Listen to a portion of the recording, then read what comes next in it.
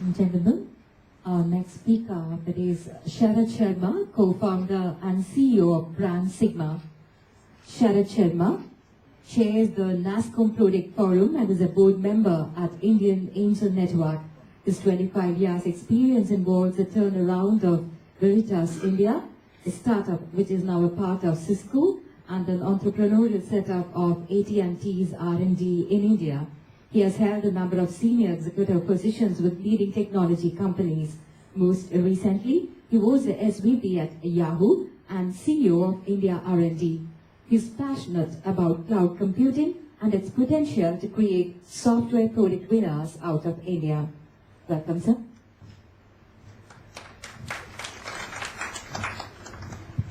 Thank you. So I just arrived. I'm kind of very fresh to the conference. How many of you are not from Cochin here? So good number. And of course, I won't count Freeman. Do you count yourself from Bangalore? It's hard to say. Glad to hear that. I see what's happening with entrepreneurship. There's a parallel between that and what is happening in cricket today. It's a game that was played by the elites. But today, the best players come from smaller towns, from modest backgrounds. And that is exactly the transition that is taking place in India with respect to entrepreneurship as we speak about. Because entrepreneurship, in its most core form is really a mindset, as Ganesh also pointed out. And it's a mindset that you can now express and bring to the surface in a way, sitting in a small town in Jalandhar or a small town in Madhya Pradesh and build a global company that was not possible earlier. On the way over, I got a mail about something, and I was just curious about who this individual is. And it turns out that he is the co-founder of Kayako and is from Jalandhar, right? And he skipped college. He gave up school in 11th class, and he owns a significant stake in this company now that he's built, which is one of the global leaders in the help desk industry. And so this mail kind of triggered my thought process, because there was a conversation in that mail happening. Who should we invite as a speaker? Which is a bigger company? On one side was this venture-funded, Sequoia-funded company. On the other side was an unfunded company out of Delhi called Kayako. And when I read his story on the web on the way over, it turns out that Kayako itself, he could not afford to buy the domain name. So he picked whatever domain name somebody gave him on a IRC chat. That happened to be Kayako. That became the name of the company, 10 years back, and it's a very successful company. So we are seeing this transformation that is happening today. Now, within this transformation, I think the product entrepreneurs are a different breed of entrepreneurs. The one entrepreneur is an entrepreneur who spots an opportunity and says, there is a restaurant that we need in this area. And, let me be an entrepreneur and set up that restaurant. And that's great entrepreneurship. There's nothing wrong with that. But a product entrepreneur is not like that entrepreneur. A product entrepreneur is an arms merchant. He is a person who is essentially saying, if you buy my product, your business will become more successful, and therefore you will be more successful than your competitors. So they are, by their definition, disruptors. They are people who therefore bring about change in industries in a manner that is hard to envisage, in the minds of a common person. If you go back just 10, 12 years and you talk to the newspaper industry in the US and say, 10 years later, Newsweek will not be around, I can bet most of them would have laughed it away. But just 10 years from now, you don't know what's going to change. It's quite likely the education industry that we see today is not going to be, the same 10, 15 years from now. Because we are coming again to a point where non-linear disruption is taking place. Why does that happen? Why does the product industry bring that about in such a big way? So think of it. If you think of Graham Bell and he was to arrive today, do you think he'll recognize the communication system that exists today? And I bet he won't. Because what he left behind was a telephone system, a plain old telephone system, And a plain old telephone system does not even exist in the lobbies of many hotels anymore. You know, the PCOs are going away. The plain old telephone system is a legacy of the past. It is not the current environment, contemporary environment that we live in. But think of Edison. If Edison came back, do you think he'll recognize the electric grid system that we have today? He would. It wouldn't be surprising. It would be entirely comprehensible to him. So why is it that one industry, the communication industry, since the 90s, you know, if Alexander Bell had come back in the 90s, he would have recognized the communication system at that time. So why is it that one industry is unrecognizable in 30 years of innovation and the other hasn't seen that change?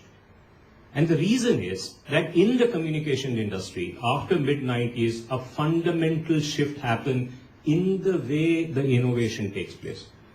That shift was that there was consumerization of innovation.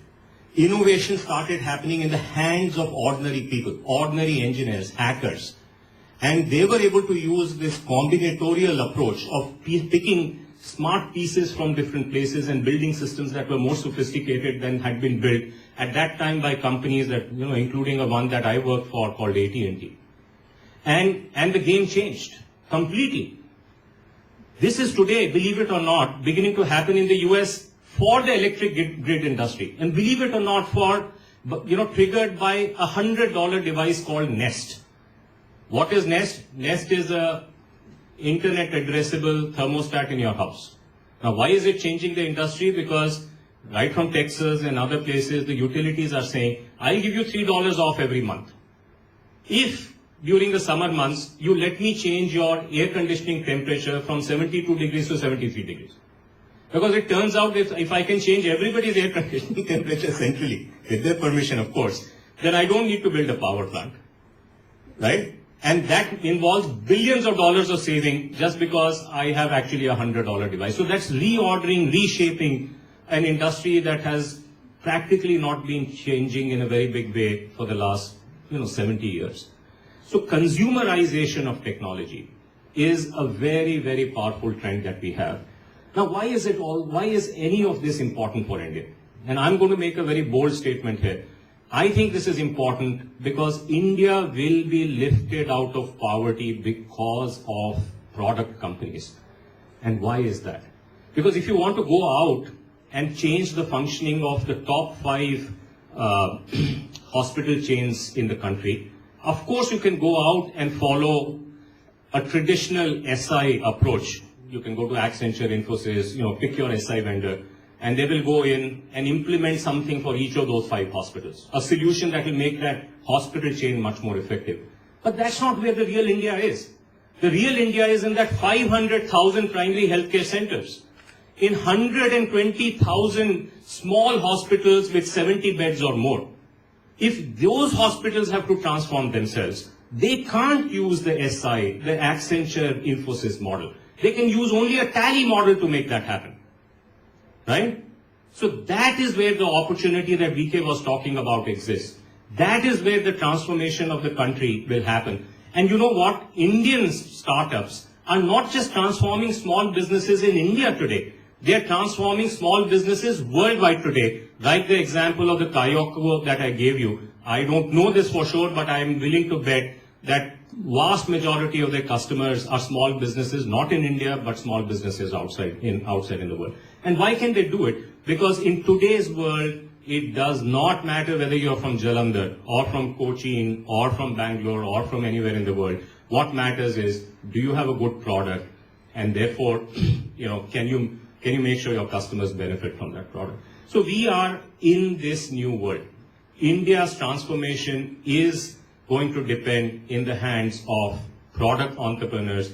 That is where, organizations will become more effective and efficient, and gradually we will see our economy become much more competitive, our small businesses become more competitive, and of course large businesses will also benefit in that process.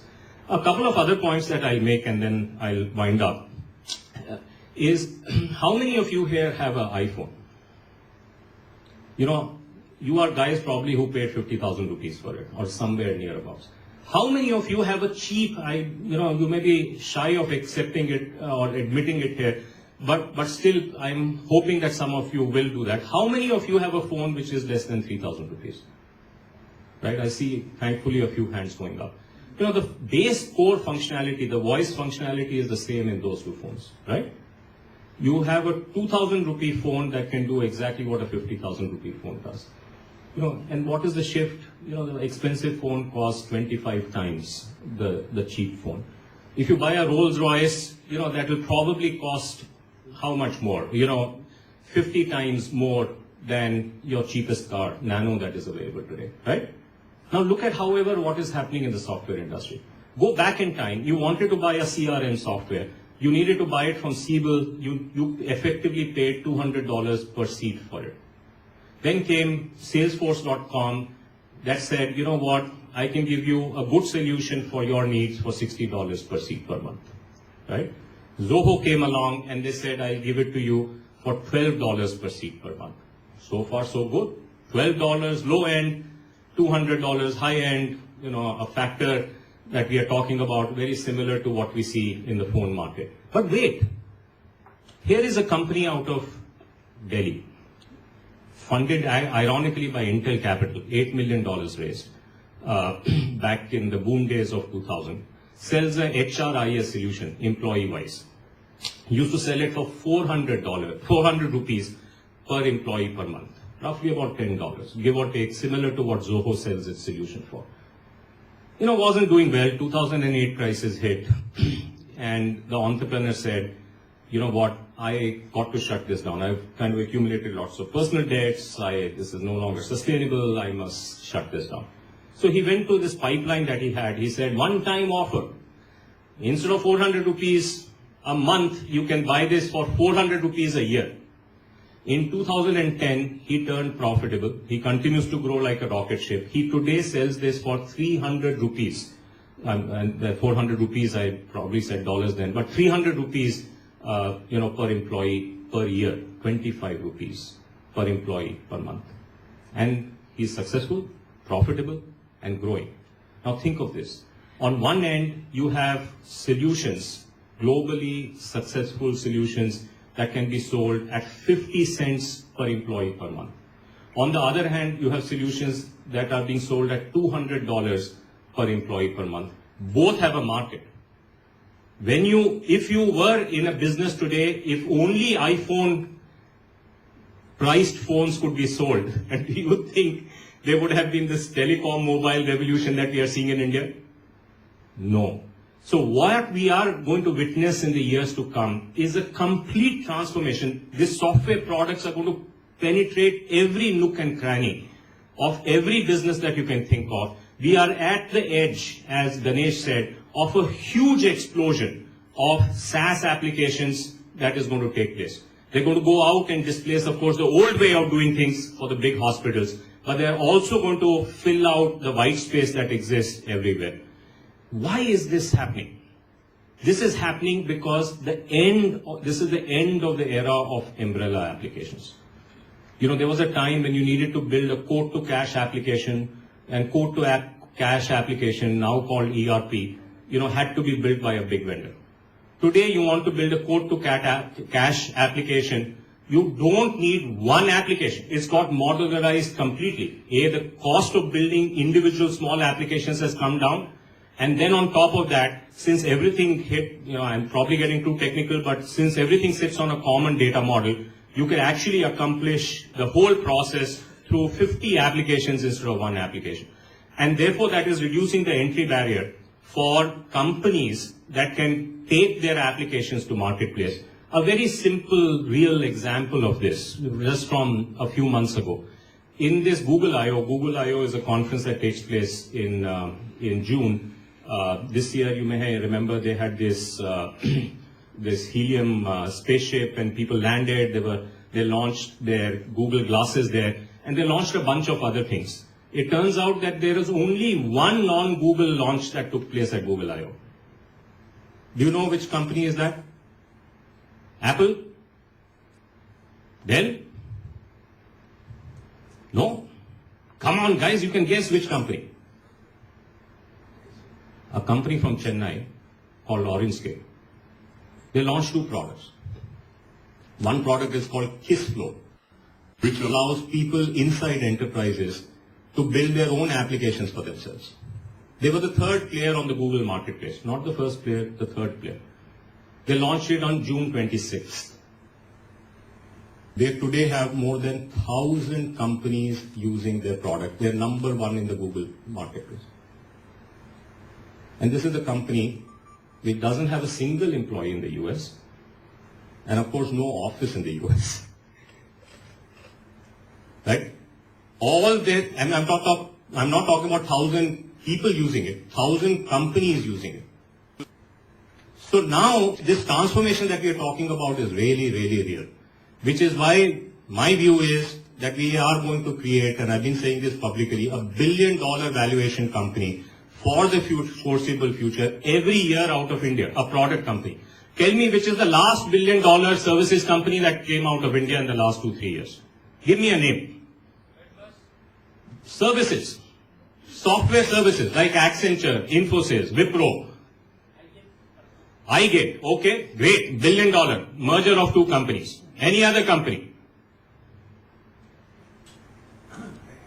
Huh? Okay. Venture funded company. Here we have few VCs here. Which venture funded company has reached $500 million? Let's relax the bar. $1 billion is too high. $500 million. $1 billion product company is sitting right here. This is going to hit that mark very quickly. But if you look at some of the other ones that we are talking about, InMobi, for example, Zoho, they're all taking on global companies.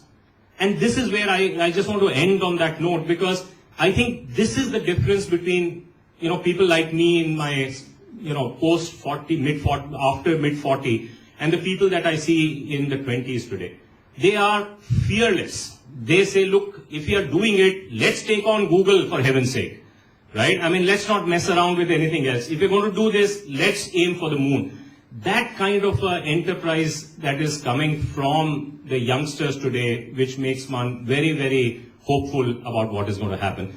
And in that context, they power through every possible obstacle that comes their way. And you know what? There is one person sitting on the panel who always reminds me of that, and I often cite him as an example. I have never in my recent past been able to say no to this person, Sanjay Vijayakumar. He will pester you on email, he'll pester you on SMS. In his vocabulary, there is no way you can give him a no as an answer for anything. And I think he represents, therefore, the best of what we are seeing today amongst the new entrepreneurs. And I think this whole initiative that is happening here in Kerala, led by him, VK, and a host of you, all of you together, to turn Kerala into a hotbed for entrepreneurship, has a very good future ahead of it. So with that, thank you so much for inviting me.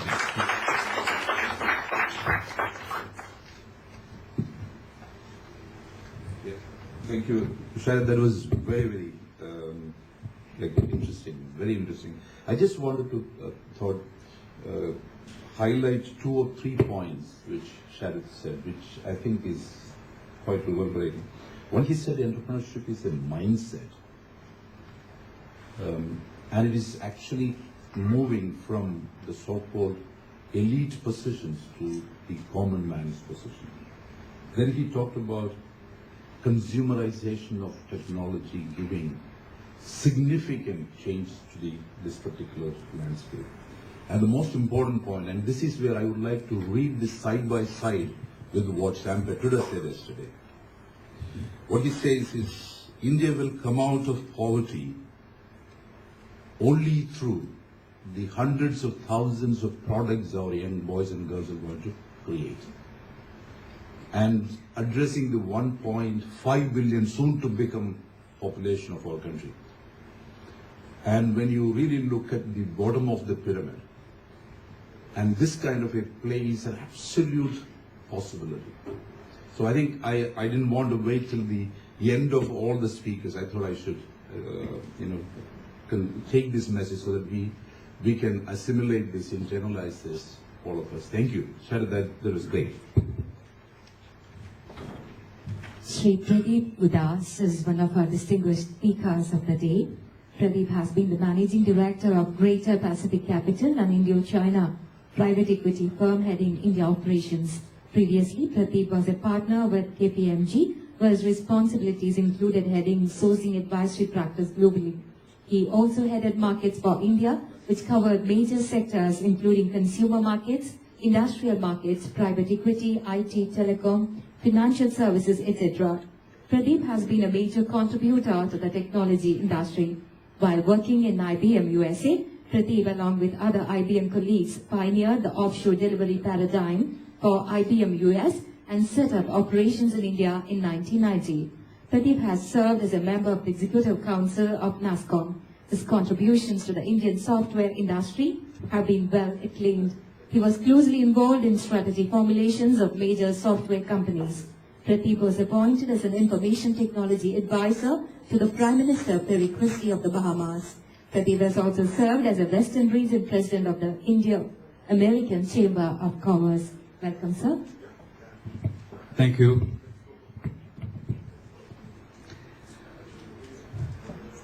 So, when I came here this morning and I was checking out my presentation, Ganesh came and said, "You have a presentation you consultants can't do without props."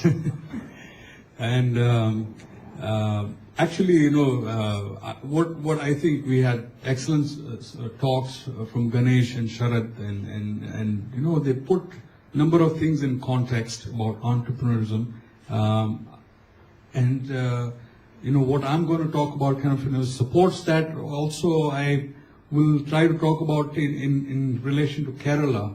You know, I have given some thought as to, you know, which area, you know, some of these new technologies can be applied, etc. So maybe we will share that with you. How do I page down?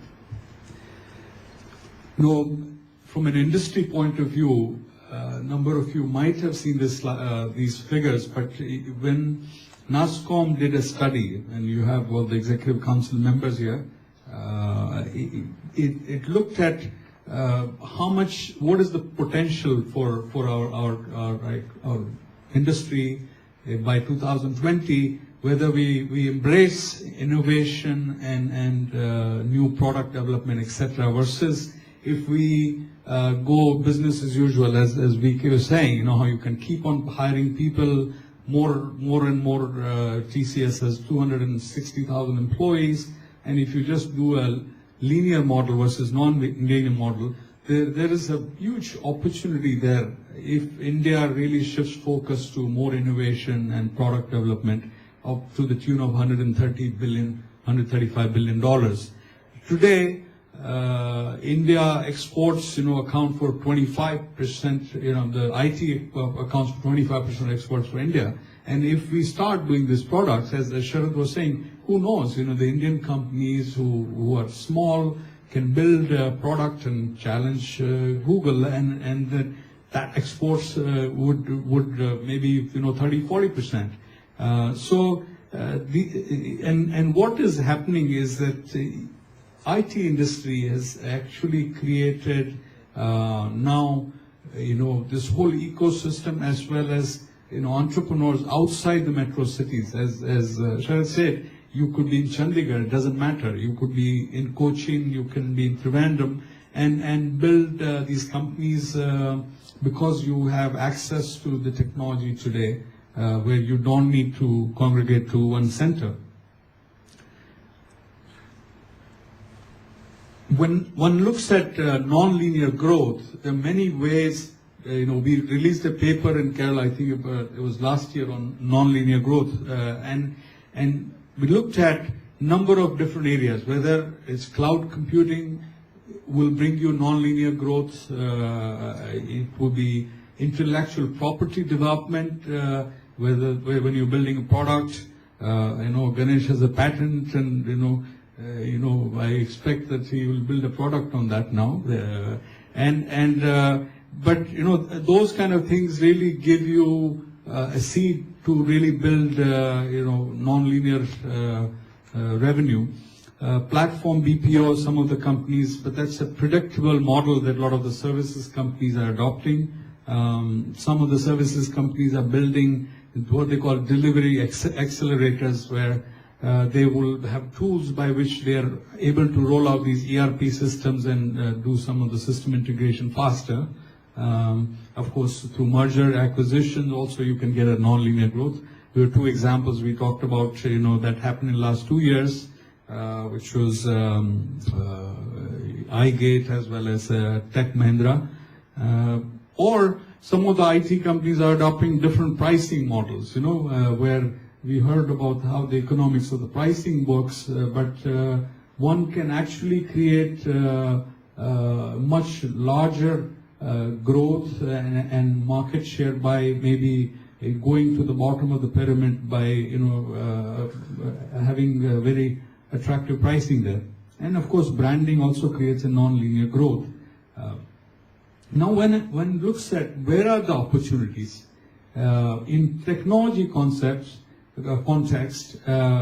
there is cloud, there is mobility, the whole social media, and of course the big data. These are the four major highways that I would look at the expressways, and one has to choose, if you are an entrepreneur here, as to where you can play, which of these paths you want to take. You may even take a combination of that, by the way. But the key drivers in cloud is there's a virtualization that has happened, there's a broadband infrastructure that has come in, there's also difference in cloud is that typically you need to buy a lot of Dell computers and have your own stacks, versus you do an OpEx kind of a model where with an operator, it doesn't become a capital expense, whereas every month you pay something. So there's a difference in the way your economic model works.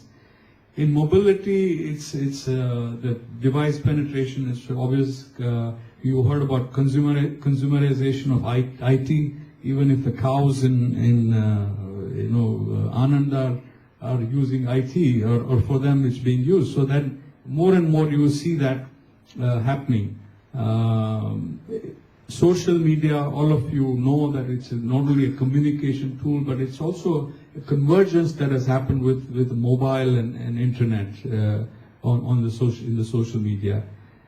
And big data, if you look at it, the drivers there is the scalability that is there. I mean, there is tons and tons, a lot of terabytes of data that is there, if only one could figure out how to find needle from that haystack. And there are technologies that are available, and if we apply our minds to it, that we can find that needle from that haystack and really find some actual trends there which could be very useful. So these are some of the drivers. Now one looks at the opportunity. If you are a budding entrepreneur sitting there, you say, what do I do in cloud? Well, you could be a cloud consultant like many of us do in KPMG and some other consulting companies. One can be a broker. There are many cloud service providers from Dell to IBM to even TCS, etc. They're offering these services. And one could figure out a way to bring some of the businesses to that cloud. So one can be a broker there. You can be an integrator, or you could be provide a cloud platform yourself. So these are, of course, that's a high capital requirement. So, but nevertheless, these are some of the opportunities there. You could be developing client-specific applications on a cloud, or customized SaaS packages, as they say. There's a plethora of them that is likely to happen now. If it's a mobility platform, I see a lot of opportunity in a supply chain. For example, if you want to, an entrepreneur build an inventory management system which uses some of the whether it's iPad or some of these mobile devices, and you want to build some application apps which can be used in supply chain. In social media, of course, you can do online gaming, you can do digital marketing tools which do kind of upsell, cross-sell, etc. So there were, a plethora of opportunities that are available. If you look at Kerala, it has provided it's got some IT policies, an investment policy, and there is an innovation policy that I don't know if some of you were there at that Emerging Kerala, that, we talked about some of these, the infrastructure that's being put in place. Now, I also read that the Chief Minister announced that in schools, they're encouraging entrepreneurism, and they're saying you need to have a social change so that failure is accepted.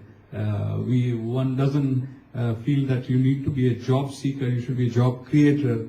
I thought that was pretty encouraging. I also read that if you are a student, you get 20% attendance and some 4-point grade point average if you are an entrepreneur in college. And I can see that somebody is setting up a lot of to get the 20% attendance, set up lemon juice.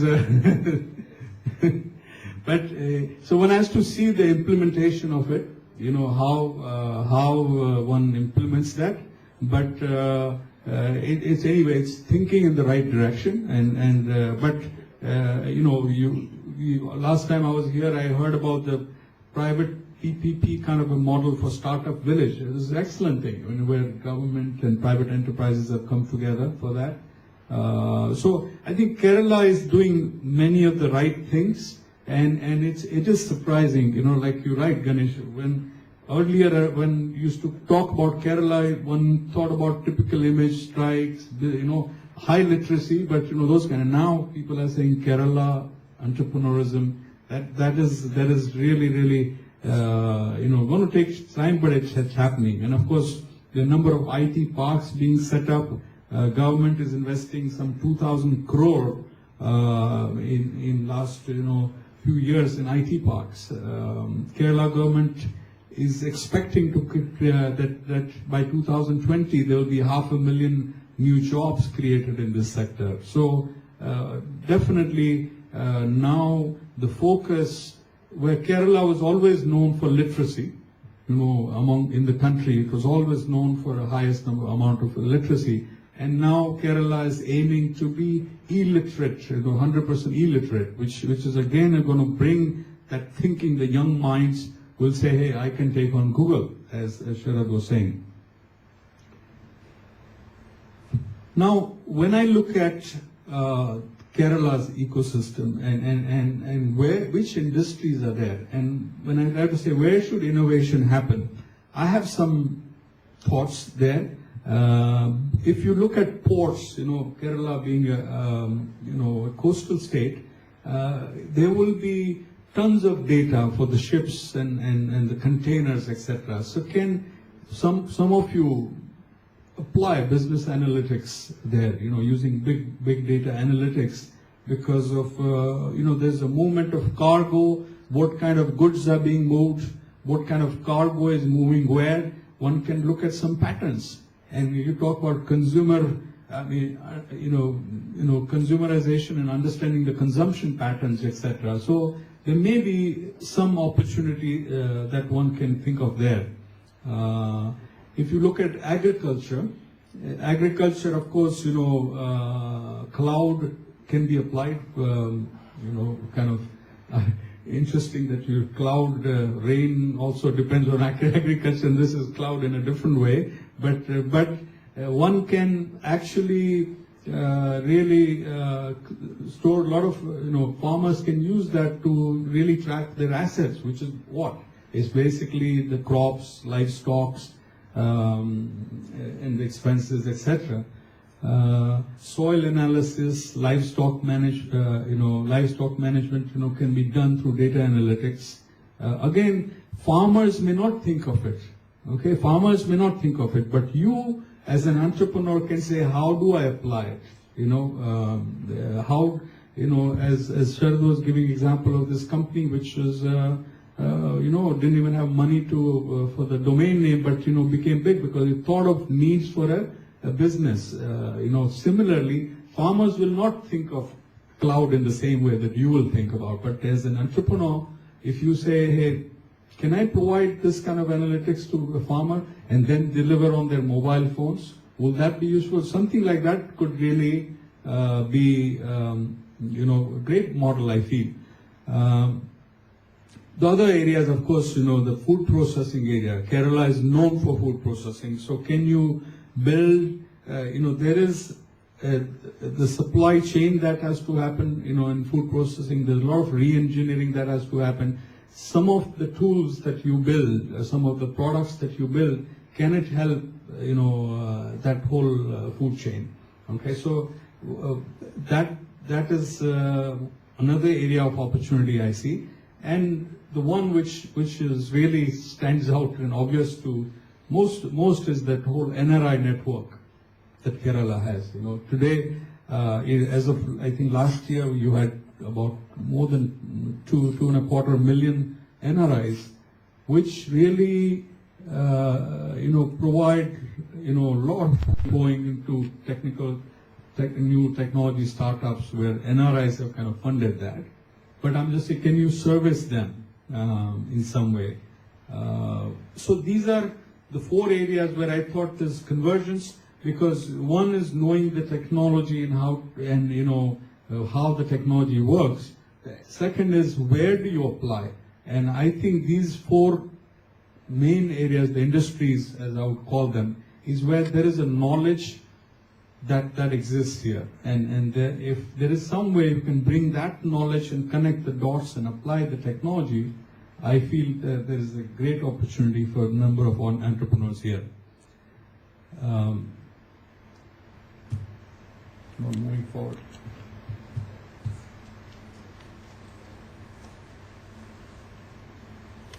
I got it.